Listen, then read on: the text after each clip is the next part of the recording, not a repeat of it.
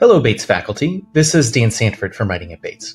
In this workshop, we're focusing on tools for reducing the time that faculty spend grading student papers, which is one of the most common complaints about teaching writing at Bates and everywhere else. We tend to assume that we need to spend a lot of time grading if we want to be good teachers and help our students develop as writers. But that turns out not to be the case. My goal here is to share a few research-based strategies that will help you to spend less time grading papers and teach writing more effectively. The frustrations of grading student papers are universal and well understood.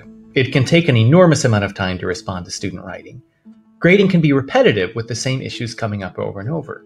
All of this is made worse by the haunting fear that what we're doing isn't helping. Sometimes we see that fear confirmed when we write exhaustive comments on a student paper, only to see the same issues emerge in later pieces of writing. I'd like to start here with a few relevant findings from the literature on grading student writing. Some things to think about. Time spent grading can detract from other aspects of teaching. Commenting on student writing is a labor of love. We do it because we want to help our students to succeed and to grow as writers. But good teaching is multifaceted, and there are other aspects of it that take time as well.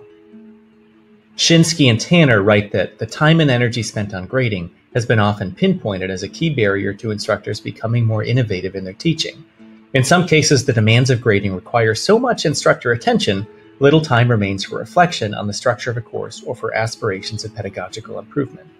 It takes time to innovate and improve as teachers. Commenting and grading on student writing is important, but we can't let it take away from our ability to be excellent educators in other ways. Providing a grade on a piece of writing is not necessarily helpful to the writer.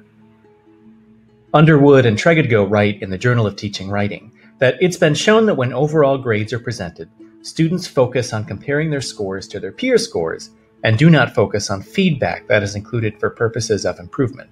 That is, when a grade is given, the impetus to revise is gone. Teachers should consider not presenting an overall grade along with feedback. If your comments are accompanied by a grade, it's likely that they're not having their intended effect of encouraging students to revise their work. There may be more learning benefit from self and peer grading than from instructor grading. Sadler and Good, in the journal Educational Assessment, write that judging the correctness of answers is an additional opportunity for students to deepen their understanding about a topic. Embedding grading as a part of a student's learning experience can have benefits that go beyond specific subject content learning. We should be thinking about ways of putting students in the role of responding to their peers' writing. Here's the big one. Grading takes time. Generally, longer papers take longer to grade than short ones, and 2 papers take longer to grade than 1. The more writing we have our students produce, the more time we'll spend grading. But if our goal is to grade better writers in our classes, the amount of writing you assign doesn't matter as much as the type of writing you assign. Anderson, Gagne, Anson, and Payne undertook a massive multi-institutional study in which they looked at data from the National Survey on Student Engagement, or NSSE. They looked at what practices in assigning writing actually affected students' development as writers and thinkers. What they found is that effective writing practices are associated much more strongly than the amount of writing with greater student learning and development. The important lesson from our study is that quality matters, that in many situations it would be better to place more emphasis on the design and use of the assignments than on the number or size of them. Assigning lots of writing and assigning long papers doesn't matter. What does? If assigning, commenting on, and grading lots of student writing isn't going to be effective in making better writers out of our students, then what will help? That Anderson, Gagne, Anson, and Payne NSSE study has 3 findings for us. 3 things that matter in the teaching of writing. Interactive writing processes, meaning-making writing tasks, and clear writing expectations. Students engaging in an interactive writing process means that at some point between receiving an assignment and submitting the final draft, writers have the chance to dialogue about their writing. This could be with you in the form of student conferences, but it could also be other students in the class, a PWSA, or a writing tutor. Part of the benefit is certainly that students are getting feedback and revising accordingly, but just as important is the conversation itself. In engaging in an interactive dialogue about writing, they're developing a deeper awareness of writing and of their own writing process. Meaning-making writing tasks require students to engage in some form of integrative, critical, or original thinking. Students have to apply, relate to, debate about, or evaluate things. What's essential here is that students aren't just reporting information, they're evaluating it and bringing it into conversation with other things they're learning. They're figuring out what the things you're teaching mean by integrating them with their own structures of knowledge and belief. Clear writing expectations means that you're telling your students what you want from them on the assignment, and you're telling them how you're going to evaluate their writing. It's very easy to deceive oneself on this one and to assume our students know what we want from them. Honoring this one means that we're taking all of our internal, implicit expectations and turning them into explicit, clearly stated, specific, and accessible criteria that we can communicate to our students in written prompts and in grading rubrics so that students can refer to them throughout the writing process. These are all things you can do in the assigning of writing. They're going to come into play as you're designing your syllabus and prompts and creating a timeline for your course. Let's turn our attention to grading itself. You're at your desk with a stack of papers to grade and comment on. What can you do to focus your efforts? How can you both minimize the time that you spend on each paper and maximize the benefit that students will get from your comments in developing as writers? There are 3 filters you can apply to do this. First, you can focus on learning outcomes. We can't do everything in every assignment. The question is, for this assignment, what are you interested in? Why did you assign it? In this piece of writing, what are you hoping your students learn? These outcomes may have to do with what you want them to do with course concepts, or they may have to do with specific things you want them to practice in their writing. Identify those 3 or 4 or 5 outcomes that you're focusing on for that assignment, address your comments to those outcomes, and don't comment on anything else. Higher order concerns are things like thesis, argument, and audience.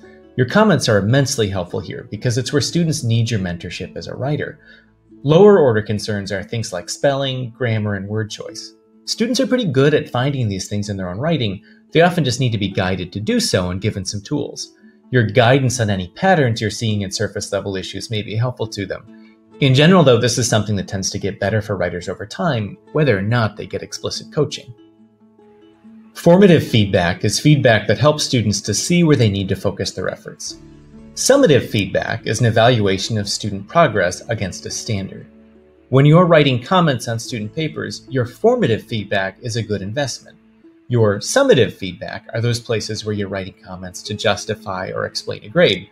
Those comments, again, are not a great investment of your time because, as we've seen, when comments are presented alongside a grade, they tend not to be internalized by students. Here are 3 strategies that you can try in your next course or in your next writing assignment. They work. There's a lot of guidance out there on how to do them.